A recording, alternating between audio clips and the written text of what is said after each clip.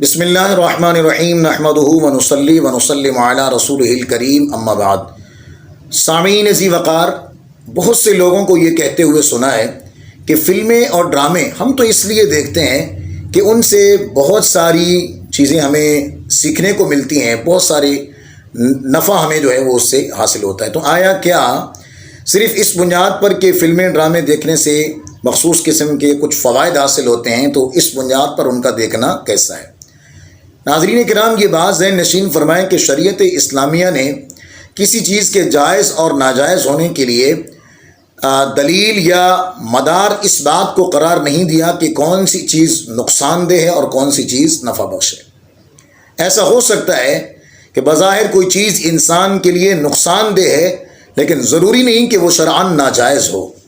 مثلا روزہ رکھنا اور صدقہ زکوٰۃ وغیرہ ادا کرنا اگر بظاہر دیکھا جائے، عقل کی روح سے دیکھا جائے تو روزہ رکھنے سے بظاہر انسان کمزور ہو جاتا ہے، جسمانی کمزور کا شکار ہوتا ہے، اور زکوٰۃ ادا کرنے سے مال جیب سے نکالنا پڑتا ہے، مال کم ہوتا ہے عقلی طور پر ظاہری صورت میں۔ لیکن کیا اس ظاہری نقصان کے باوجود کیا شریعت نے زکوٰۃ دینے کو اور روزہ رکھنے کو معاذ اللہ ناجائز قرار دیا؟ ناجائز تو کجا معاذ اللہ، بلکہ شریعت مطہرہ نے روزہ اور زکوٰۃ کو فرض قرار دیا۔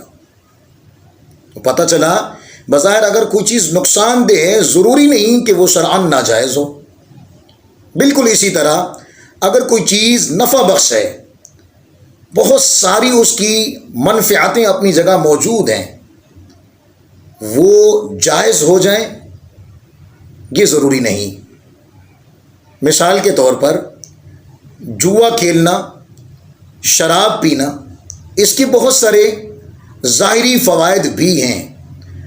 جوا کھیلتا ہے بندہ، اسے ظاہری طور پر فائدہ یہ ملتا ہے، اس کو مال مل جاتا ہے، اور شراب پینے کے جسمانی نقصان بھی ہیں لیکن اس کے ساتھ ساتھ اس کے فوائد بھی ہیں۔